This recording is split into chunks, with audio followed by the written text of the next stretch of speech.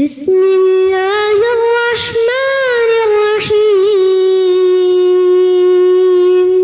شهر رمضان الذي أنزل فيه القرآن هدى للناس وبينات من الهدى والفرقان. அஸ்ஸலாமு அலைக்கும் வரஹ்மத்துல்லாஹி வபரகாத்துஹு. கண்ணியத்திற்குரிய எல்லாம் வல்ல அல்லாஹ்வின் நல்லடியார்களே, நேற்றைய தினம் நம்முடைய உரைக்கு பிறகு ஒரு சகோதரர் வந்து சந்திச்சாங்க. வந்தவர் அதுக்கு முதல் நாள் உரையில சூரத்து நூஹ் சம்பந்தமா நூஹ் அலைஹிஸ்ஸலாத்தினுடைய பிரச்சாரம், அவங்க அல்லாஹ்விடத்துல துஆ செஞ்சது, இந்த மக்களை அழைச்சது, பாவ மன்னிப்பை நோக்கி அழைத்தது, அதுக்கு அல்லாஹ் என்னவெல்லாம் நற்கூலி தருமா அப்படின்னு சொன்னது, இந்த விஷயங்கள்லாம் சூரா நூஹ்ல இடம்பெற்றிருக்கு. அதை போய் எடுத்து பாருங்க அப்படின்னு சொல்லி நம்ம சொல்லியிருந்தோம். அவர் சகோதரர் போய் எடுத்து பார்த்துருக்குறாங்க, படிச்சிருக்கிறாங்க. எத்தனை பேர் படிச்சீங்கன்னு தெரியல. வந்தவர் அந்த தகவலை வந்து சொன்னார், அது மாதிரி எடுத்து படித்தேன். ஆனால் வந்து அது நீங்கள் சொல்லும்போது எளிமையாக புரிகிற மாதிரி இருக்குது, அதை எடுத்து படித்து பார்க்கும்போது அது அவ்வளோ விளங்குறதுல கொஞ்சம் சிரமமாக இருக்குது, உள்வாங்கிறது கொஞ்சம் கஷ்டமாக இருக்குது அப்படிங்கிற மாதிரி சொன்னாங்க. அப்போ நான் அவங்களுக்கு என்ன பதில் சொன்னேன்னா, பொதுவாகவே கற்றல் அப்படிங்கிறது எளிமையாக நிகழாது. கேட்டல் அப்படிங்கிறது சும்மா கேட்டு தான் போயிடும் தானே. கேட்டதை உள்வாங்கி உள்ளே வச்சு அசை போட்டு அதை அடுத்த கட்டத்துக்கு நகர்த்துறதுங்கிறது கொஞ்சம் சிரமமான வேலை. வெறுமனே இந்த காதில் வாங்கி அந்த காதில் விடுறது, அல்லது சும்மாவே கேட்டுக்கொண்டு இருக்கிறது, அப்படி சொல்லப்படுற தகவல் மட்டுமே அதாகவே புரிந்து கொள்வது, அதிலிருந்து வேறொன்றை புரிந்து கொள்ளாமல் அதை மட்டுமே புரிந்து கொள்வதுங்கிறது அது வாழைப்பழத்தை உரிச்சு கையில் கொடுக்குற மாதிரி, அது ஒன்றும் பெரிய சிரமத்துக்குரியதாக இருக்காது. அதனால கற்க வேண்டும்ங்கிற ஆர்வத்தோடு எடுத்து கொஞ்சம் படிக்க நினைக்கும் பொழுது அதில் இருக்கிற வார்த்தை அமைப்பு, அது முன்பின் தொடர், அது என்ன சொல்ல வருதுங்கிற கருத்து, அதெல்லாம் ஒரே வார்த்தையில் ஒரே வாசிப்பில் கிடைச்சிடாது. 1க்கு 2 தடவை 3 தடவை வாசிக்கும் பொழுது தான் அது என்ன செய்திகளை சொல்ல வருது அப்படிங்கிறது விளங்கும். அதனால நீங்கள் அந்த புரியலை என்பதற்காக வேண்டி சிரமம் பார்த்து விட்டுறாம தொடர்ந்து நீங்கள் அதை தொடர்ந்து முயற்சி பண்ணிக்கிட்டே இருங்க. அல்லாஹ்வுடைய 20 நாள் அது கூடிய விரைவில் உங்களுக்கு வசப்பட்டுரும். எப்படி வாசிக்கிறது, எப்படி வாசித்ததை மனதில் பதிய வைக்கிறது, புரிந்து கொள்வது எப்படிங்கிறது எளிமையாக உங்களுக்கு வசப்படும். அது படிக்க படிக்க கண்டிப்பாக அது வசப்படத்தான் செய்யும். குர்ஆனை பற்றி சொல்லும்போது அல்லாஹ் குர்ஆனுடைய பண்புகளில் ஒன்றா சொல்லி காட்டுகிறான், வலகத் யஸ்ஸர்னல் குர்ஆன லிذிக்ரி ஃபஹல் மின் முத்தகிர். இந்த குர்ஆனை வந்து சிந்திப்பதற்கு நாம் எளிதாக ஆக்கி இருக்கிறோம்னே சொல்றான். ஃபஹல் மின் முத்தகிர், சிந்திக்கிறவங்க உண்டா? இது ரொம்ப லேசாக தான் இருக்கும். ஆனால் முதல்ல புதுசாக உள்ள நுழைகிற நேரத்தில் ஒரு சிரமத்தை போல தோன்றும் அப்படின்னு பதில் சொன்னால், அதோட சேர்த்து நேற்று பேசுகிற நேரத்தில் குதிரைகளை பற்றி ஒரு அத்தியாயத்தில் அல்லாஹ் வர்ணிக்கிறான் அப்படின்னு சொல்லியிருந்தான். நான் போய் இன்னைக்கு போய் அந்த அத்தியாயத்தை படிக்கிறேன் அப்படின்னு சொல்லிட்டு போனார். அந்த சகோதரருக்கு அல்லாஹ் அருள் செய்யட்டும்னு அல்லாஹ் அவருக்காக நம்ம துவா செஞ்சுக்கிறோம். வேற யாரும் அந்த மாதிரி வாசகம் இருந்தீங்கன்னா சந்தோஷமா இருக்கும். பெரும்பாலும் கம்மியாக தான் இருக்கும், அது தெரிஞ்ச செய்திகள்லாம் இருந்தாலும். அதுக்காக நீங்கள் இப்போ நம்ம அந்த செய்தியை பதிவு பண்றதுக்கான காரணம் என்ன அப்படின்னு சொல்லி கேட்டால், அது மேலும் மேலும் வளரணும் என்பதற்காக வேண்டி. கேட்டலை விட திருக்குர்ஆனை எடுத்து வாசித்து படித்து உள்வாங்குதல்ங்கிறது அது அதை விட பல மடங்கு மேலானது, பல மடங்கு ஞானத்தை தரக்கூடியது. நாம சொல்லும்போது கூட கூடுதல் குறைவாக சொல்லிடுவோம், சரியான விளக்கம் இல்லாமல் சொல்லிடுவோம். நாம சொல்ற விளக்கத்தை தாண்டி நீங்க எடுத்து படிக்கும்போது அது கூடுதலாக வேறொரு விளக்கத்தை உங்களுக்கு தரும். உங்க வாழ்க்கையினுடைய பிரச்சனைக்கு தீர்வாக அமையும். நான் இதுக்கு தான் இது தீர்வுன்னு சொல்லுவேன், ஆனா உங்களுக்கு வேற பிரச்சனையா இருக்கும். அந்த பிரச்சனைக்கான தீர்வு அதுக்குள்ள இருக்கும், அது எனக்கு தெரியாது. என் வாழ்க்கையில நான் என்ன பிரச்சனையை சந்திக்கிறேனோ அதுக்கான தீர்வாக மட்டுமே நான் உங்களுக்கு முன்வைக்க முடியும். உங்கள் வாழ்க்கையின் பிரச்சனைக்கான தீர்வாகவும் அது அதுக்குள்ள இருக்கிறது.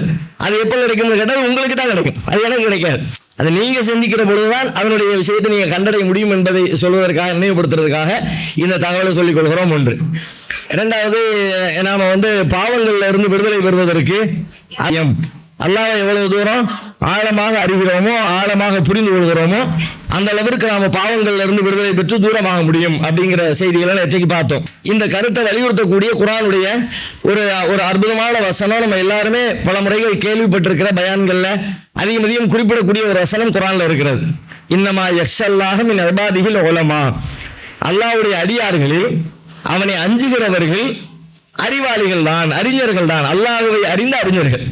அல்லாஹ்வை பற்றிய, அல்லாஹ்வுடைய படைப்புகளை பற்றிய விஷயங்களை எல்லாம் சிந்திச்சு, அல்லாஹ்வுடைய ஆற்றல் என்ன, அல்லாஹ்வுடைய திறன் என்ன, அல்லாஹ்வுடைய நிர்வகிக்கிற பண்பு என்ன, அவனிடத்துல என்னென்ன மாதிரியான குணாதிசயங்கள் இருக்கிறது, அவன் எதை விரும்புகிறான், எதை வெறுக்கிறான் என்பன போன்ற அல்லாஹ்வை பற்றியான அறிவு யாரிடத்தில் அதிகம் இருக்கிறதோ அவர்கள்தான் அல்லாஹ்வுடைய அடியார்களிலேயே அல்லாஹ்வை அதிகம் அஞ்சி நடப்பார்கள் என்று குர்ஆன் சொல்கிறது. அவன் அல்லாஹ்வுடைய அச்சம் யாருக்கு வருகிறதோ கண்டிப்பா ஆட்டோமேட்டிக்கா அல்லாஹ்வுடைய பயத்துல பாவத்துல இருந்து விலக ஆரம்பிச்சிருவார். அல்லாஹ் பார்த்துக்கிட்டு இருக்கிறான், அல்லாஹ் கவனிக்கிறான், நம்ம இந்த பாவத்தை செய்யக்கூடாதுன்னு விலக ஆரம்பிச்சிருவாங்க. அப்ப பயம் கூட கூட கூட நம்மள பாவங்கள் குறையும். பயம் குறைய குறைய குறைய பாவங்கள் கூடும். அப்ப பயம் கூடுவதற்கு வழி என்ன? அல்லாஹ்வை பற்றி அறிவதே வழி. ஒரு பாம்பின் மீது பயம் வருகிறது அப்படின்னு சொன்னா பாம்பை பற்றிய அறிவு பாம்பை பற்றிய பயத்தை தரும். பாம்பை பற்றி எந்த அறிவுமே இல்லாத ஒரு சின்ன குழந்தை பாம்போடு விளையாட போகும். ஒரு நெருப்பை பற்றி அறிவு இருக்கிறது, அதனால தான் நம்ம நெருப்பு கிட்ட விளையாடுறது இல்லை, கவனமா இருக்கணுங்கிறோம். கேஸ் ஆஃப் பண்ணிட்டியான்னு பார்க்க சொல்றோம். அந்த கேஸை திறந்து வச்சா அது பெரிய சிக்கலை உண்டாக்கிடுங்கிறோம். விரலை கொண்டு போய் அதில் வச்சு விளையாடுற வேலைகளை நம்ம செய்யறது இல்லை. ஆனால் அதுவே வேற தெரியாத ஒரு 4 மாச குழந்தை 6 மாத குழந்தை என்ன பண்ணும்? பக்கத்தில் நெருப்பு இருந்தாலும் தெரிய நல்லா கலர்ஃபுல்லா இருக்குதுன்னு சொல்லிட்டு போய் கையை வைக்கத்தான் செய்யும். அப்ப அந்த நெருப்பை பற்றிய அறிவு நெருப்பின் மீதான பயத்தை தருகிறது. பாம்பை பற்றிய அறிவு பாம்பின் மீதான பயத்தை தருகிறது. படைத்த இறைவனை பற்றிய அறிவு இந்த பாவங்களின் மீதான பயத்தை தரும். படைத்த இறைவனை பற்றிய அறிவு இறைவன் மீதான பயத்தை தரும். இறைவன் மீதான பயம் நமக்கு எவ்வளவுக்கு எவ்வளவு ஆளப்படுகிறதோ அவ்வளவுக்கு அவ்வளவு நம்ம பாவங்கள்ல இருந்து தீமைகள்ல இருந்து இறைவன் தடுத்தவைகள்ல இருந்து நம்மை நாம விலக்கிக் கொள்ள முடியும். அடுத்து நாம இந்த பாவங்கள்ல இருந்து விலகுவதற்கு இன்னொரு மிக முக்கியமான வழிமுறையை நமக்கு மார்க்கம் சொல்லி தருகிறது. அது என்ன அப்படின்னு கேட்டா, அல்லாஹ்வுடைய அறிவின் வழியாக பாவத்திலிருந்து விலகுவதை போல அல்லாஹ்வுடைய வார்த்தைகளின் வழியாக அல்லாஹ்வுடைய வார்த்தைகளுக்கு நீங்கள் நெருங்க நெருங்க நெருங்க நீங்கள் பாவத்திலிருந்து விலகுவீர்கள். அல்லாஹ்வுடைய வார்த்தை என்ன? அல்லாஹ்வுடைய கலாம் திருக்குர்ஆன். குர்ஆனோடு நாம எவ்வளவு தூரம் நெருக்கம் பாராட்டுகிறோமோ அவ்வளவு தூரம் அந்த திருக்குர்ஆன் நம்மை தீமைகளில் இருந்து பாவங்களில் இருந்து தடுத்து நிறுத்துகிற வேலையை அந்த திருக்குர்ஆனே செய்துவிடும். குர்ஆனோடு நெருக்கம் நமக்கு ரொம்ப அதிகம் அவசியம்.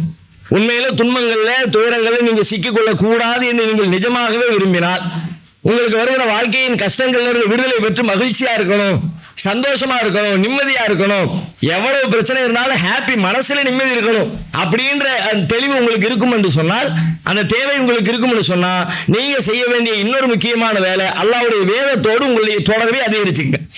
அல்லாஹ்வுடைய வேதத்தோடு நாம எவ்வளவு தூரம் அதிகப்படியான தொடர்பை மேற்கொண்டிருக்கிறோமோ அவ்வளவு தூரம் நம்முடைய வாழ்க்கையில பாவங்கள் விலகும். பாவங்கள் இருந்து எவ்வளவு தூரம் விலகிறோமோ அவ்வளவு தூரம் துன்பங்கள்ல இருந்து நாம விடுபட்டு இன்பத்தை நோக்கி நகர முடியும். திருக்குர்ஆன் பல இடங்களில் சொல்லி காட்டுகிற ஒரு இடத்துல அல்லாஹ் சொல்றான், யா அய்யுஹன் நாஸ், மனிதர்களே, மூமின்களே நினைக்கல, மனிதர்களே நினைக்கிறான். யா அய்யுஹன் நாஸ், மனிதர்களே, கது ஜாத்துக்கும் மௌஇலத்தும் மிர் ரப்பிக்கும், உங்கள் இறைவனிடமிருந்து உங்களுக்கு ஒரு உபதேசம் வந்திருக்கிறது. ஜாத்துக்கும் மௌஇலத்தும் மிர் ரப்பிக்கும், உங்கள் இறைவனிடமிருந்து உங்களுக்கு உபதேசம் வந்திருக்கிறது. வ ஷிஃபாஉல் லிமா ஃபி சுதூர், உள்ளங்களில் இருக்கிற நோய்களுக்கான நிவாரணமும் வந்திருக்கிறது. அல்லாஹ்விடமிருந்து வந்திருக்கிற அந்த உபதேசம் அல்லாஹ் சொல்றது குர்ஆனை தான் சொல்றான். அல்லாஹ்விடமிருந்து இந்த குர்ஆன் அல்லாஹ் உங்களுக்கு தந்திருக்கிறான். அது எப்படிப்பட்டதா இருக்குன்னு கேட்டால் உங்களுக்கு உபதேசம் பண்ணுகிறது, படிப்பினை தரக்கூடிய செய்திகள் அதுக்குள்ளே அடங்கி இருக்கிறது. ஒரு ஷிஃபாஉல் லிமா ஃபி சுதூர், உள்ளங்களில் எழுகிற உள்ளங்களில் உண்டான நோய்களுக்கான நிவாரணமும் அதற்குள்ளே இருக்கிறது. ஒரு ஹுதன், நேர்வழியும் இருக்கிறது. ஒரு ரஹ்மத்துல் லில் மூமினீன், மூமின்களுக்கு அருளும் அதற்குள்ளே இருக்கிறது. இந்த திருக்குர்ஆன் என்னவெல்லாம் உள்ளடக்கி இருக்கிறது சொல்ல, அதுல உபதேசம் இருக்கிறது, அதுல உள்ளத்தின் சிக்கல்களுக்கு தீர்வு இருக்கிறது, நேரிய வழி எது என்பதை பற்றிய தெளிவு அதற்குள்ளே இருக்கிறது, இறை நம்பிக்கை கொள்கிற மக்களுக்கு அல்லாஹ்வின் அருளும் அதற்குள்ளே இருக்கிறது. இந்த எல்லா விஷயமுமே நம்முடைய வாழ்வின் இன்பத்திற்கான அடிப்படை கூறுகள். நாம இன்பமா வாழ்வதற்கு இந்த எல்லா செய்திகளும் நமக்கு தேவை. அதுல குறிப்பாக அல்லாஹ் இரண்டாவது சொல்லி காட்டுகிற ஷிஃபாஉல் லிமா ஃபி சுதூர், உள்ளங்களில் பிரச்சனைக்கு நோய் நிவாரணம் இருக்குன்னு சொல்றானே, உள்ளத்து பிரச்சனைக்கு தீர்வு கண்டாச்சுன்னா அதுக்கு பிறகு வேற எந்த பிரச்சனையும் ஓட வேண்டிய அவசியமே இல்லை. பிரச்சனை துன்பம் துயரம்னு நீங்க சொல்றீங்களே, அதெல்லாம் என்னதுங்கிறீங்க? நம்ம எல்லாம் சொல்லுவோம், நம்மளை சுத்தி இருக்கிற விஷயங்களை தான் பிரச்சனை பிரச்சனை பிரச்சனை பேசிக்கிட்டே இருப்போம். அவன் பிரச்சனை, அவன் சரியில்லை, இவன் சரியில்லை, அது சரியில்லை, இது சரியில்லை, காசு இல்லை, பணம் இல்லை, வீடு இல்லை, அந்த பிரச்சனை இந்த பிரச்சனை, நம்ம சுற்றி இருக்கிற புற காரியங்களை, புற செயல்களை, புற மனிதர்களை நாம பிரச்சனையாக பார்த்து கொண்டே இருப்போம். ஆனா உண்மையில நிஜமா பிரச்சனை புறச்சூழல்ல இல்லவே இல்லை. இன்பம் என்பதும் துன்பம் என்பதும் நம்முடைய அகத்திலே தான் இருக்கிறது. உள்ளம் ஒன்றை எப்படி பார்க்கிறது என்பதை பொறுத்து ஒரே விஷயம் ஒருத்தருக்கு இன்பமா இருக்கும், அதே விஷயம் இன்னொருத்தருக்கு துன்பமா இருக்கும். பார்க்கிற பார்வையில் தான் வேறுபாடு. இவர் எப்படி பார்க்கிறார், அவர் எப்படி பார்க்கிறார். பார்வை மாறி போச்சுன்னா இவருக்கு இருக்கிற அதே சூழல் அவருக்கு இருக்கும், ஆனா அவர் நிம்மதியா உட்கார்ந்திருப்பார். இப்ப நபிகளாருடைய வாழ்க்கையில ரசூலுல்லாஹ் போர்க்களத்தில் நிக்கிறாங்க. ஒரு போர்க்கள பயணத்துக்கு போயிட்டு வர்றாங்க. நமக்கு தெரிஞ்ச ஒரு நபி மொழி. அந்த போர்க்கள பயணத்தின் பொழுது, போர்க்கள பயணம்னா எப்படி இருக்கும்? போர்க்கள பயணம் எவ்வளவு நெருக்கடியா, எவ்வளவு துன்பம் நிறைந்ததா, ஏன்னா போர்க்களம்லாம் இப்ப நம்ம சொல்லிக்கிட்டு இருக்கிற போராட்டம் கிடையாது. இப்ப நம்ம பேசிக்கிட்டு இருக்கிற போராட்டம் எல்லாம் சாயங்காலம் ஒரு 3 மணி 3:30 மணிக்கு கிளம்பணும்னா ஒரு 5:30 மணி 6 மணிக்கு வீட்டுக்கு வந்துடுவோம். கொஞ்ச நேரம் ஒரு பதாகை தூக்கிடுவோம், முன்னாடி சத்தம் போடுவோம், ஒரு கோஷம் போடுவோம், அது கூட்டத்தில் கூட்டமா நின்றுப்போம். ஒருவேளை போலீஸ் அனுமதி கொடுக்கலன்னு சொல்லி சொன்னா காலையில போனா சாயங்காலம் வரைக்கும் ஏதாவது மண்டபத்தில் உட்கார வச்சிருப்பாங்க, வெளியே அனுப்பிடுவாங்க. பெரிய போர் அப்படின்னு நம்ம அறிவிச்சுக்குவோம், பேசிக்குவோம். ஆனா உண்மையில நபிகளார் காலத்தில் நடைபெற்ற போர் போர் போர்னு பேசுறோம். அது இந்த போராட்டமா? இந்த போராட்டம் இப்படிப்பட்டது. இதுக்கு அதுக்கு சம்மதமே இல்லை. அது பேர் இழப்புகள், பெரும் துன்பங்கள். நேருக்கு நேராக களம் கண்டு மோதி சண்டையிட்டு கால்களை, ஆயுதங்களை, கேடயங்களை பயன்படுத்தி எதிரிகளுடைய கழுத்துக்களை வெட்டி, கைகளை வெட்டி, கால்களை வெட்டி, துன்பப்படுத்தி, கொலை செய்து ஒரே ஒரு மனுஷனுக்கு இன்னொரு மனுஷனுக்கு இடையில இப்படி ஒரு நிகழ்வு நடந்துச்சுனாலே அவனால பல மாதங்களுக்கு தூங்க முடியாது. ஒரு பெரிய கூட்டம் இங்கிட்டு அங்கிட்டு இப்படி மோதிக்குதுன்னு வச்சுக்கோங்க, அப்படியே செத்து கிடக்குது மனித சடலங்கள். எப்படி இருக்கும் அது? அது கொஞ்சம் கற்பனை பண்ணி பாருங்க. நமக்கெல்லாம் அந்த வாய்ப்பே இல்லாம போயிடுச்சு. நமக்கு முந்தின தலைமுறை கூட ஏதோ சுதந்திர போராட்டம்ங்கிற பேர்ல அங்கொன்னு இங்கொன்னுமா இந்த மாதிரி நிகழ்வுகளை பார்த்துருக்கிறாங்க. ஆனா இன்னைக்கு நம்ம தலைமுறையில இதை கற்பனை செய்து கொள்வதற்கு கூட நமக்கு வாய்ப்பே இல்லை. ஏன்னா நம்ம ரொம்ப சொபிஸ்டிகேட்டடான, ஒரு ரொம்ப சொகுசான, இந்த மாதிரி பிரச்சனைகள் இருந்தெல்லாம் விலகிய ஒரு அரை நூற்றாண்டு 3/4 நூற்றாண்டு காலம் வாழ்ந்துகிட்டு இருக்காங்க. நம்மளால புரிஞ்சுக்க முடியாது. நல்ல கற்பனை பண்ணி பாருங்க. ஒரு பெரிய கூட்டம், இங்க ஒரு 500 பேர், அங்க ஒரு 500 பேர், இங்க ஒரு 1000 பேர், அங்க ஒரு 1000 பேர், 2 பேரும் உடலோடு உடல் மோதி ஒருத்தர் வெட்டி குத்தி கொலை பண்ணி செத்து உடலங்கள் சடலங்களை தூக்கி வீசி எவ்வளவு கொடூரமா இருக்கும். அப்ப அந்த கொடூரங்களுக்கு செல்வதாக இருந்தாலும் அது பெரிய பீதி. அதை முடிச்சுட்டு வெளியில வர்றதா இருந்தாலும் அதுவும் பெரிய பீதி. போற முடிச்சுட்டு வெளியே வர்றோம்னா யாருக்கும் பேச்சே வராது, மயான அமைதி இருக்கும். ஏன்னா அதுல இழந்த துன்பங்கள், அடி வாங்கின அடி. எத்தனை பேர் கூட வந்த அவர் கூட வந்தவர் இப்ப பாதி பேர் கூட இருக்க மாட்டாங்க. ரிட்டர்ன் போகும்போது பல பேர் மௌத்தா போயிருப்பாங்க. ஓது பொருட்களே 70 பேர் மௌத்தாயிட்டாங்கன்னு பாக்குறோம்ல. 70 சஹாபாக்களே 70 பேர் கொல்லப்பட்டுட்டாங்க. அப்ப எதிரி படையே எத்தனை பேர் கொல்லப்பட்டாங்க கணக்கு இல்லை. அப்ப இந்த 70 பேர் கொல்லப்பட்டால் ஒரு 500 பேர் 1000 பேர் மொத்தமா போன இடத்துல இப்ப நம்ம ஒரு சுற்றுலாவுக்கு போறோம், ஒரு 20 பேர் 30 பேர் போறோம். போற இடத்துல குளிக்கிற இடத்துல ஒருத்தர் மௌத்தா போயிட்டாருன்னு வச்சுக்குவோம். அந்த மாதிரி செய்திகள் வருது இல்ல. தண்ணியில விழுந்தாரு, இறந்து போயிட்டாரு, ஆளை தூக்க முடியல, ஆளம் தெரியாம மாட்டிக்கிட்டாரு அப்படின்னு திரும்பி வருகிறவர்களுடைய நிலையை வச்சு பாருங்க. எவ்வளவு கனத்த இதயத்தோடு எத்தனை நாட்களுக்கு அவர் தூக்கம் போயிடும்.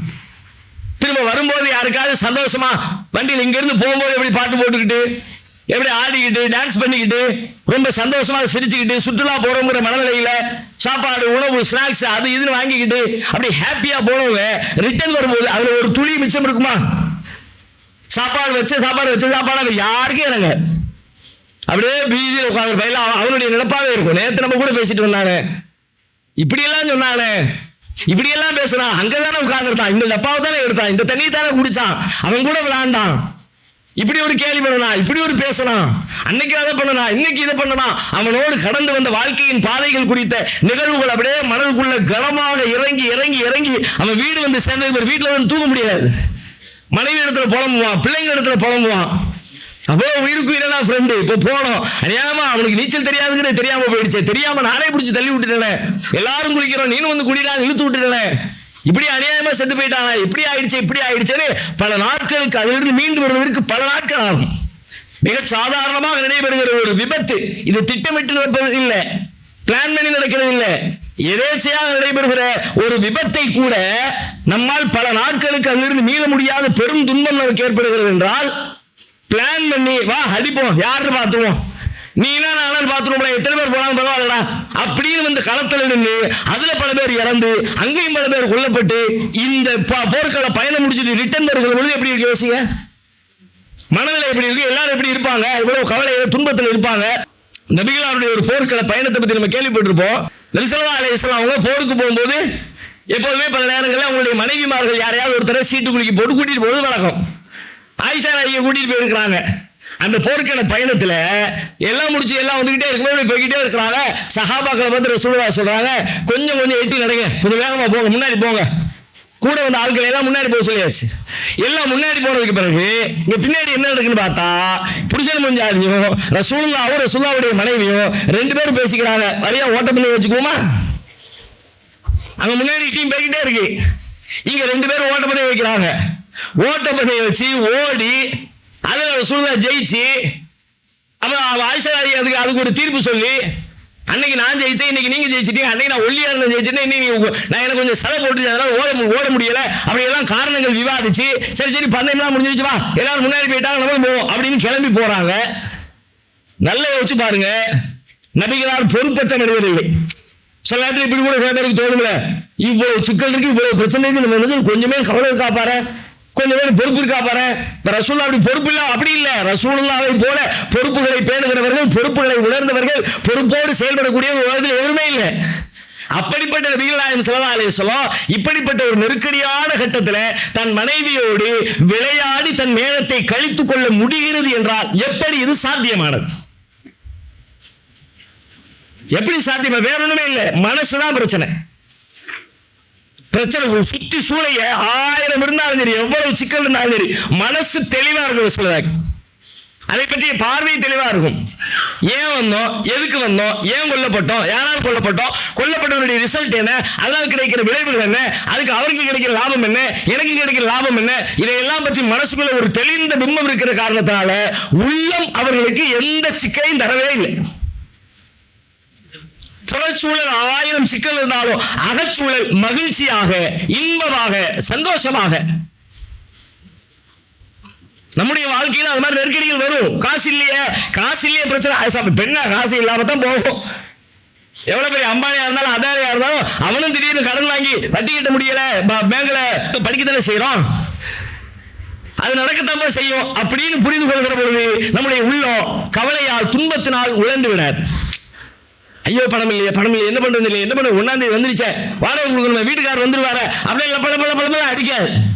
ஓகே 1ஆம் தேதி வரப்பா, பணம் இல்லை, வரும், ஏதாவது ஒரு ரூட் இருக்கும். இது இல்லாட்டி ஒரு வாசல் எடுத்தா இன்னொரு வாசல். அதுக்காக நம்ம செத்துலாம் போயிட மாட்டான். இல்லாம ஒண்ணும் இல்லாம அல்ல அப்படியே வாசலை பூரா அடைச்சிட மாட்டான். படைச்ச ரப்புல் ஆலமீன் படைச்சவனுக்கு அவனுக்கு எப்ப ரிஸ்க் அளிக்கணும், எப்படி ரிஸ்க் அளிக்கணும் தெரியும். அவன் ரிஸ்க் அளிப்பான். அவன் மேல நம்பிக்கை தெளிவா இருக்கும்போது பிரச்சனையே இல்லை. உள்ளம் கிளியர் ஆயிடுச்சா, சிக்கலுக்கு வேற உள்ளத்துக்குள்ள வேலையே வெளியே 1000 பேர் புலம்பலாம், ஹாப்பியா இருப்போம். இன்பமும் துன்பமும் உள்ளம்தான். இன்பமும் துன்பமும் புறத்தில் இல்லை, கஷ்டமும் நஷ்டமும் புறத்தில் இல்லை, அகத்தில் தான். ஒரு காரியத்தை ஒரு மனசு விரும்ப ஆரம்பிச்சிருச்சுன்னா எவ்வளவு சிரமமா இருந்தாலும் சிரிச்சுக்கிட்டே செய்வோம். ஒரு காரியத்தை மனசு வெறுக்க ஆரம்பிச்சிருச்சுன்னா எவ்வளவு லேசா இருந்தாலும் அதை செய்யவே முடியாது.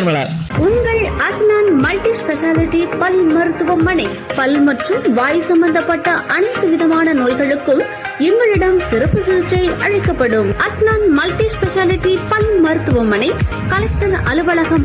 குழந்தைகளை ஆதரிக்க விரும்புகிறீர்களா? தந்தை இழந்து தரமான உணவின்றி, நல்ல உடைகளின்றி, சரியான வழிகாட்டுதலின்றி அனாதைகளாக வாழும் இந்த குழந்தைகளுக்கு உதவும் கரங்கள் தான் தாருல் இல்ம் உதவும் கரங்கள். அல்லாவின் உதவியால் 2010 10 குழந்தைகள் என்று ஆரம்பிக்கப்பட்ட இந்த உதவும் கரங்கள் சமூகத்தில் கவனிப்பாரற்று அதிகரித்து வரும் அனாதை குழந்தைகளை கருத்தில் கொண்டு தற்போது 160 குழந்தைகளுக்கு மேல் பொறுப்படுத்தி செயல்பட்டு வருகிறது. இவர்களின் கண்ணீரை துடைத்திட நீங்கள் தாராளமாக உதவுங்கள். உங்கள் ஜகாத் மற்றும் சதக்காவை அனுப்ப வேண்டிய முகவரி தாருல் இல்ம், நம்பர் 64, பார்த்தசாரை தெரு, பழைய வண்ணாரப்பேட்டை, சென்னை 21.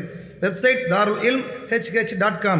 தொடர்புக்கு 9840725020 9600055060. அதை இதை தூக்கன்னு சொல்லிவிட்டு நாள் கணக்கில் என்னத்தலாமோ தின்னு உடம்பு பயங்கரமா பில்ட் பண்ணிட்டு இருப்பான். வீட்டுல அம்மா ஒரு தேங்காய் வாங்கிட்டு வா, காலையில 8 மணிக்கு ஒரு தேங்காய் வாங்கிட்டு வா அப்படின்னு, தேங்காய் வாங்கிட்டு வான்னு சொன்னோன்னா அதுக்கு இவன் பண்ற பேசுற பேச்சு முடங்குற உனக்கு வேற வேலையே இல்லை. நேற்று சாயங்காலம் போகும்போது சொல்லியிருக்க வேண்டியதானே, இப்ப போய் நான் எப்படி வாங்கிட்டு, எனக்கு அப்படி வேலை இருக்கு, இப்படி வேலை இருக்கு. தேங்காய் அவ்வளவு பெரிய பலுவான ஒரு காரியமா? ஏப்பா 20 வயசு பையில போய் தேங்காய் தூக்குனா அவன் எப்படி தூக்குவான் அப்படி கேட்கிற அளவுக்கு தேங்காய் ஒரு 2 டன் ஆகுது. அதுனா 1/2 கிலோ இருக்குமா, ஒரு 1/4 கிலோ இருக்குமா? இங்க இருந்து எட்டி நடந்தோம்னா ஒரு 1 தூரத்துல மளிகை கடை இருக்குது, அங்க போய் ஒரு தேங்காய் வாங்கி கொண்டு கொடுக்கறது இவனுக்கு ஒரு பெரும் சுமையா இருக்கு. கடைசியில் அண்ணம்மாவை பரவாயில்லைக்கு போட்டுக்கிட்டு இவனை என்ன சொன்னா வேலை எப்படியோ சோம்பேறி போய் இவனை வச்சு நீ என்னதான் சொல்லுவான். ஆம்பளை பிள்ளைன்னு இருக்கான், ஒரு பொம்பளை பிள்ளை இருந்தா கூட பிரச்சனை இல்லை இப்படின்னு அந்த அம்மா புலம்பிக்கிட்டு போய் வாங்கி வந்து அவங்களே தேங்காய் வாங்கி அவங்களே சட்னி அரைச்சி அவங்களே இவனுக்கு தீவிரத்தை கொடுப்பாங்க. இந்த ஒரு சின்ன வேலையை ஒரு தேங்காய் வரணும்னு சொன்னாலும் சிரமம் இல்லை, மனசு பாரம்னு வேண்டாம்னு சொல்லிட்டா உலகம் இதை செய்ய முடியாதுமா. நல்ல வேலை எதுக்கு விடுற முடியாது, 1 லட்சம் சம்பளம் கிடைக்குமா முடியும், எனக்கு பிடிக்கல. இதை விட்டு என்ன பண்ண போற, சோத்துக்கு லாட்டி அடிக்கணும், பாத்துக்க பிச்சை எடுக்கிறதே ஆயிரும். வேற எவனும் இவ்வளவு சம்பளம் கொடுக்க மாட்டான். 1,00,000 ரூபா கொடுப்பான். இதை திறமைக்கு நீ வெளியில போனா 20,000 கொடுப்பான், 25,000 கொடுப்பான். அதை வச்சு என்ன செய்வ? பரவாயில்ல, என்னமோ செஞ்சுட்டு போறோம் போ, வேலையை ராஜினாமா பண்ணிட்டு வந்து நிற்பான். அது பிடிக்கல, இது பிடிச்சிருக்க, அவ்வளவுதான் மேட்ரு. அப்ப எல்லாமே மனசுதான். இப்ப அல்லாஹ் சொல்றான், குர்ஆன்ல உனக்கு என்ன வந்திருக்கு அந்த வசனத்தை இப்ப நீங்க படிச்சு பாருங்க. யா அய்யுஹன்னாஸ், மனிதர்களே, கத் ஜாஅத்துக்கும் மவ்இதத்தும் மிர் ரப்பிக்கும், உங்கள் இறைவனிடமிருந்து உங்களுக்கு உபதேசம் வந்திருக்கிறது. வஷிஃபாஉல் லிமா ஃபிஸ் சுதூர், உள்ளங்களின் பிரச்சனைகளுக்கு நிவாரணம் வந்திருக்கிறது. வஹுதன், நேர்வழி வந்திருக்கிறது. வரஹ்மத்துல் லில் மூமினீன், மூமின்களுக்கு அருள் வந்திருக்கிறது. அவ உள்ளத்து பிரச்சனைக்கு தீர்வு வந்துனா அதான் இன்னொரு விடுபடுறது. சொல்லிட்டு அல்லாஹ் சொல்றான், குல் நபியே சொல்லுங்கள், பிஃபல்லில்லாஹி வ பிரஹ்மதிஹி ஃபபிதாலிக ஃபல்யஃப்ரஹு, அல்லாஹ்வின் அருளாலும் அல்லாஹ்வின் அன்பாலும் நீங்கள் மகிழ்ச்சியோடு இருங்கள். கைரும் மிம்மா யஜ்மஊன், நீங்கள் சேர்த்திருப்பவற்றை எல்லாம் விட இதுவே சிறந்தது. அல்லாஹ்வுடைய அருளிலும் அல்லாஹ்வுடைய அன்பிலும் மகிழ்ச்சி யாரு? அது தரும் மகிழ்ச்சி. மகிழ்ச்சி தானே வேணும். உன்னுடைய எந்த ரிசல்ட், உன்னுடைய ஓட்டம், உன்னுடைய தேடல், உன்னுடைய முயற்சி, உன்னுடைய உழைப்பு, உன்னுடைய படிப்பு, உன்னுடைய வேலை, உன்னுடைய சம்பாத்தியம், எல்லாத்தோட லாஸ்ட் எண்ட் ரிசல்ட் என்ன? ஹாப்பியா இருக்கு, நிம்மதியா இருக்கு, சந்தோஷமா இருக்கும். அல்லாஹ் சொல்லிட்டான், சந்தோஷமா இரு. அல்லாஹ்வுடைய அருளால், அல்லாஹ்வுடைய கருணையால், அல்லாஹ்வுடைய வேதத்தால், அல்லாஹ்வுடைய வார்த்தையால். கைரும் மிம்மா யஜ்மஊன், அவர்கள் சேகரித்திருப்பதை விட இதுவே சிறந்தது. நீ எதெல்லாம் சிறந்தது மகிழ்ச்சிக்கு நீ சேர்த்து வச்சிருக்கியோ அதுவெல்லாம் மகிழ்ச்சி தர 1008 பஞ்சாயத்து. அதுல மகிழ்ச்சின்னு சேர்ப்ப, அதுக்கப்புறம் இன்கம் டாக்ஸ் வந்து நிற்பான். ஏன்டா இதை சேர்த்தோம், இதுக்கு சேர்க்காமல் இருக்கலாம் போல. லஞ்சம் ஊழல் வாங்கி வச்சிருப்பான், கடைசியில் தூக்கி 7 மாசம் உள்ள வைப்பான். எதுக்குடா இந்த காசு, இது இல்லாமலே இருந்திருக்கலாம் போல இருக்கு அப்படின்னு பண்ணலப்பான். அதான் கைரும் மிம்மா யஜ்மஊன், அவர்கள் சேகரித்திருப்பதை விட இது சிறந்ததுப்பா. மகிழ்ச்சிக்கு தான் சேர்த்த. நெசமா மகிழ்ச்சியில ரொம்ப சிறந்த மகிழ்ச்சி எதுன்னு கேட்டா அல்லாஹ்வுடைய வேதத்தின் வழியாக உனக்கு கிடைக்கப்பெறுகிற மகிழ்ச்சி. இன்னொரு இடத்துல இன்னும் அழகா ரொம்ப தெளிவா சொல்றான், அல்லதீன ஆமனு வ தத்மைன்னு குலூபுஹும் பிதிக்ரில்லாஹ், இறை நம்பிக்கையாளர்களுடைய உள்ளங்கள் அல்லாஹ்வுடைய திக்ரால், திக்ருனா குர்ஆனுக்கு திக்ருன்னு ஒரு பேர் உண்டு.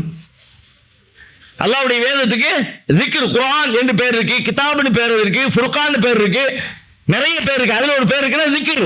அல்லாஹ் சொல்றான், அல்லதீன ஆமனு வ தத்மைன்னு குலூபுஹும் பிதிக்ரில்லாஹ், மூமின்களுடைய உள்ளங்கள் அல்லாஹ்வுடைய திக்ரிலே நிம்மதி அடைகின்றன. அலா பிதிக்ரில்லாஹி தத்மைன்னுல் குலூப், அறிந்து கொள்ளுங்கள், உள்ளங்கள் அல்லாஹ்வுடைய திக்ரில் தான் நிம்மதி பெறுகின்றன. ஒரே விஷயத்தை தான், ஒரே நேரத்தில் முதலையும் சொல்லுவான், திரும்ப டிக்ளரேஷன். ஃபர்ஸ்ட் சொல்றது மூமின்களுடைய பண்பு, ரெண்டாவது சொல்றது அல்லாஹ்வுடைய நியதி. அல்லாஹ் உலகத்தில் சில நீதிகளை உண்டாக்கி வச்சிருக்கான், அந்த நீதி மாறவே மாறாது. அந்த நீதிகளை சொல்லும் போது அல்லாஹ் பயன்படுத்துற வார்த்தை அமைப்பே வித்தியாசமா இருக்கும். அந்த மாதிரி இங்க எப்படி பண்றான், மூமின்களுடைய உள்ளம் திக்ரால் அமைதி பெறும்னு சொல்லிட்டு அடுத்து அலா அறிந்து கொள்ளுங்கள் பிதிக்ரில்லாஹி தத்மைன்னுல் குலூப், டிக்ளரேஷன், அறிவிப்பு, பிரகடனம். உள்ளங்கள் அல்லாஹ்வின் திக்ரிலே அமைதி அடைகின்றன. அல்லாஹ்வுடைய திக்ரில தான் நிஜமான அமைதி கிடைக்கும், வேற எதுவும் கிடைக்காது. போ நீ அமைதி அமைதி அமைதி என்னத்தை தேடி உலகத்தில் லட்சம் கொண்டு வா, எதுலையும் நிம்மதி இல்லை. அல்லாஹ்வுடைய திக்ர் தர்ற நிம்மதிய அமைதிய உலகத்தில் எவனும் ஃபீல் பண்ண முடியாது. வெளிப்படை நீ அடுத்தவரை பார்த்து நீ நினைச்சுக்குவ, அவெல்லாம் சந்தோஷமா இருக்கான், அவெல்லாம் சூப்பரா இருக்கான், அவன் 2 பேரையும் உட்கார வச்சு உன் பிரச்சனை அவனுக்கும் அவன் பிரச்சனை உனக்கும் மாத்திக்குமா அப்படின்னு கேட்டா அப்பதான் அந்த ஏப்பா இவ்வளவு பஞ்சாயத்து இருக்கா, எல்லாம் நல்லாவும் பாருங்கன்றோம். இப்பவுமே அப்படி சொன்னோம். நம்மளை பத்தி நமக்கு நம்ம சமூகத்தில் சில பேரை பத்தி ஒரு பார்வை இருக்குமா, அவருக்கு என்னப்பா நல்ல தொழில் செல் ஆயிட்டு, நல்ல வருமானம், நல்ல குடும்பம், 2 பிள்ளைகளும் தங்கமா இருக்கானுவா, பிள்ளைகளை படிக்க வச்சுட்டாரு, பொம்பளை பிள்ளை ரெடி கொடுத்துறாரு, ஹாப்பியா இருக்காரு. வா உட்கார், உனக்கு அந்த நிறைய பிரச்சனை இருக்கு, அவருக்கு பிரச்சனை இல்லைல்ல, வா அவர் பஞ்சாயத்து பூரா ஓன்ட்ட, ஓம் பஞ்சாயத்து பூரா அவர்கிட்ட மாத்தி கொடுப்போமான்னு பஞ்சாயத்து தூக்கி போட்டு கொட்டுறான்னு சொன்னா உலக சிக்கல் இருக்குங்களா, நான் ரொம்ப சந்தோஷமா இருக்கேங்க. அல்லாஹ்வுடைய தூதர் நபிகளார் சொல்றாங்க, இந்த திருக்குர்ஆன் இதன் வழியாக உங்களுக்கு கிடைக்கிற மிக பெரும் அருளில் ஒரு அருள் என்னன்னு கேட்டா அல்லாஹ் சக்கீனத்தை தருகிறான். சக்கீனத்துங்கிற ஒரு சொல். வமஜ்தமக கௌமுன் ஃபீ பைத்தின் மின் புயூத்தில்லாஹ், அல்லாஹ்வுடைய வீடுகளில் ஒரு வீட்டில், நபிகளார் சொல்றாங்க, அல்லாஹ்வுடைய வீடுகளில் ஒரு வீட்டில் ஒரு கூட்டத்தார் கூடி அமர்ந்து யத்லூன கிதாபல்லாஹ், அல்லாஹ்வின் வேதத்தை வாசித்து படித்து, வயத்ததாரசுனஹு பைனஹும், அதை தங்களுக்கு இடையிலே படித்து கொடுத்து கொண்டு, ஒரு 5 பேர் 10 பேர் 2 பேர் 3 பேர் யாரோ அப்படியே ஒரு டீமா உட்கார்ந்து குர்ஆனை எடுத்து குர்ஆனை வாசிச்சு அந்த அதுவும் எங்க பள்ளிவாசல்ல உட்கார்ந்து குர்ஆனை எடுத்து குர்ஆனை படிச்சதை விளங்கி அவருக்கு ஒரு விளக்கத்தை சொல்லி அவருக்கு இருந்து ஒரு விளக்கத்தை கேட்டு இந்த மாதிரி ஒரு டிஸ்கஷன் பண்ணிக்கிட்டு இருந்தாங்க அப்படின்னா இல்லா நஸலத் அலைஹிமுஸ் ஸகீனா அவர்கள் மீது அல்லாஹ்வின் ஸகீனத் இறங்குகிறது வ கஷியத்துஹுமுர் ரஹ்மா அல்லாஹ்வின் அருள் அவர்களை சூழ்ந்து கொள்கிறது வ ஹஃபத்துஹுமுல் மலாயிகா வானவர்கள் அவர்களை சூழ்ந்து கொள்கிறார்கள் வ ஸக்கரல்லாஹ ஃபீமன் இன்தஹு அல்லாஹ் தன்னோடு இருக்கிற வானவர்களிடத்திலே இவர்களை குறித்து பேச ஆரம்பித்து விடுகிறான். இதுல முதல்ல ரசூலுல்லாஹ் சொல்றாங்க குர்ஆனை எடுத்து வாசிச்சு டிஸ்கஸ் பண்ணி கத்து கொடுக்கிற வேலையை பார்த்தா நஸலத் அலைஹிமுஸ் ஸகீனா ஸகீனத்தை அல்லாஹ் அங்கே இறக்குகிறான். அது என்ன ஸகீனத்? ஸகீனத்துக்கு ஒரு நீண்ட நெடிய மிக விரிந்த பொருளை கொண்டிருக்கிற ஒரு வார்த்தை. ரொம்ப ஷார்ட்டா சொல்லணும்னா நம்ம மனித வாழ்க்கையில எப்படி எல்லாம் இருக்கணும், எப்படி எல்லாம் சிறப்பா இருக்கணும், எப்படி எல்லாம் உயர்வா இருக்கணும், ஒரு பிரச்சனை நேரத்தில் எப்படி டீல் பண்ணணும், ஒரு விஷயத்தை எப்படி கத்துக்கணும், எப்படி ஒரு பெரிய அறிவாளியா நடந்துக்கணும் அப்படின்னு விரும்புறோமோ எல்லா விருப்பங்களையும் உங்களுக்கு கொண்டு வந்து சேர்க்கிற ஒரு அம்சத்துக்கு பேரு ஸகீனத். ஒரு பிரச்சனையான நேரமா இருக்கு, ஆனா நான் பதட்டப்படாம டீல் பண்ணணும் அப்படின்னு நினைக்கிறேன். பிரச்சனை இல்லாத போது அப்படி நினைப்பேன். ஆனா பிரச்சனைக்குள்ள பார்த்த பிறகு ஐயோ என்ன சரி தெரியல வந்துட்டு போலீஸ் வந்துட்டு அவங்கள்ட்ட என்ன பண்றது முடிப்போம்ல. அந்த சிக்கல் வந்தா நான் அப்படி ஸ்டடியா நிக்கணும், நான் பாயிண்ட் எடுத்து பேசணும். சார் நீங்க சொல்றதெல்லாம் சட்டத்தை படிச்சிருவாங்க சார் அப்படின்னு போலீஸ்காரருக்கு பாடம் எடுத்து இப்படி நான் நினைக்கிறேன். ஆனா அப்படி பேசுவோம், அப்படி நடக்குமா? வந்தவங்க கடை கை காலம் ஆரம்பிச்சிடும்.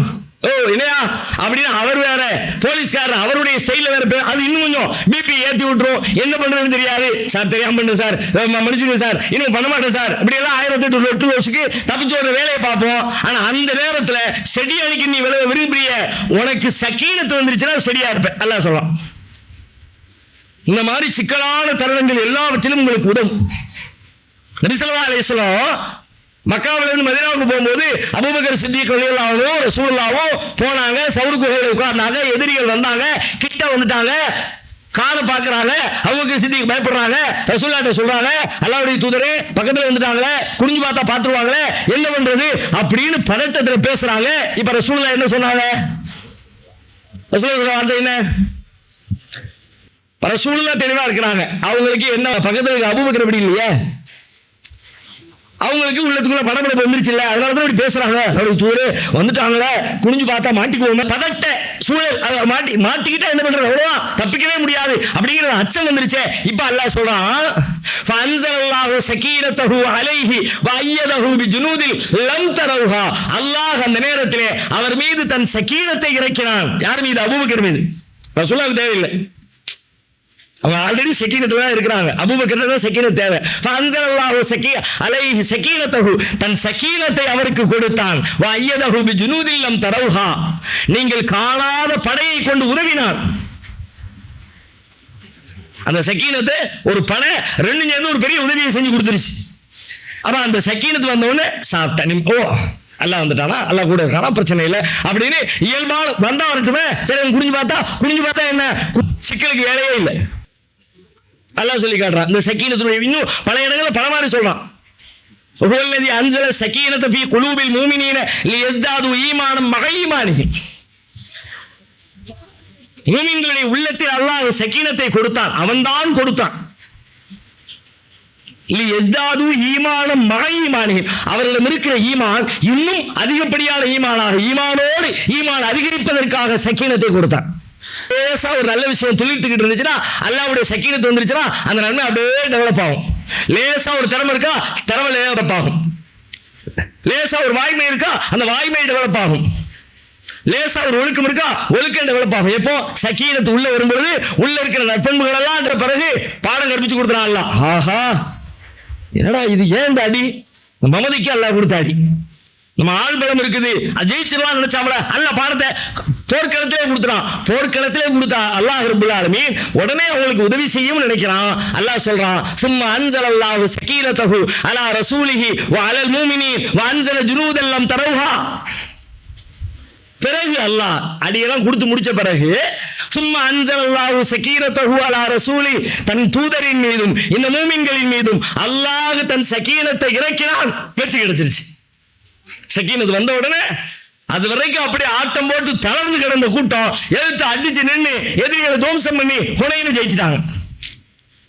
அப்ப இந்த சகீனத்துடைய பொருள்கள் எல்லாம் இப்போ ரசூலுல்லாஹி அந்த ஹதீஸுக்கு வாங்க, நபிகளார் சொல்றாங்களே, பள்ளிவாசல்ல கூடி உட்கார்ந்து குர்ஆனை எடுத்து ஒருத்தர் வாசிச்சு இன்னொருத்தருக்கு சொல்லிக் கொடுத்து ஒரு பாடம் கற்பித்துக் கொண்டால் இல்லா நஸலத் அலைஹிம் ஸகீனா, அவர்கள் மீது சகீனத்து, அல்லாஹ்வுடைய சகீனத் அருள்கிறது, இறக்கப்படுகிறது அப்படின்னு சொன்னாங்களே, அந்த சகீனத்து கிடைச்சா வேற என்ன வேணும்? வாழ்வே கிடைச்ச மாதிரி, மகிழ்ச்சி கிடைச்ச மாதிரி, சந்தோஷம் கிடைச்ச மாதிரி, உலகமே கிடைச்ச மாதிரி, நீங்க என்னெல்லாம் கிடைச்சா நல்லா இருக்கும்னு நினைக்கிறீங்களோ அந்த நல்லா இருக்கிறதே கிடைச்சிடும், முடிஞ்சு. எந்த துன்பமும் இல்லாம நல்லா இருக்கிறது. சொத்து கிடைச்சா நல்லா இருக்கும்னு நினைப்பீங்க, சொத்து கிடைக்கும் ஆனா நல்லா இருக்க மாட்டீங்க, அதுல சிக்கலை சேர்த்து சம்பாதிப்பீங்க. நல்லா இருத்தலுக்காக சொத்தை தேடினீங்க, ஆனா இங்க சொத்தே இல்லாம நல்லா இருக்கிற திருப்தி உங்களுக்குள்ள வரும். பதவியே இல்லாம திருப்தி உங்களுக்குள்ள, திருப்தி தானே மேட்ரு, மன திருப்தி தானே மேட்ரு, கடைசி எந்த ரிசல்ட் அதானே. ஆகையினால துன்பங்களில் இருந்து விடுபட்டு இன்பமயமான வாழ்வு வாழ விரும்புகிறவர்கள் பாவங்களில் இருந்து விடுதலை பெற வேண்டும். பாவங்களில் இருந்து விடுதலை பெறுவதற்கு இஸ்லாம் காட்டுகிற மற்றும் ஒரு வழி, அல்லாஹ்வின் வேதத்தோடு நெருங்குங்கள். நெருங்குவதெல்லாம் என்றால் என்ன, அது அடுத்த ஒரு முக்கியமான கேள்வி. ஏன்னா அதுல ஒரு பெரிய சிக்கலை மாட்டிக்கிட்டு இருக்கோம். இப்ப மற்ற கேட்ட சொல்லுவோம் நெருங்கிட்டு தான் இருக்கிறோம், ஆனா அதே எவ்வளவு பெரிய ஓட்ட வச்சிருக்கிறோம் என்பது அதற்குள்ளே போகிறவர்களுக்கு தெரியும். அது குறித்த செய்தியை இன்ஷா அல்லாஹ் வரும் நாட்களில் தொடர்ந்து நாம் பார்க்கலாம். வாஹிரு தஅவானா அல்ஹம்துலில்லாஹி ரப்பில் ஆலமீன். அஸ்ஸலாமு அலைக்கும் வரஹ்மத்துல்லாஹ்.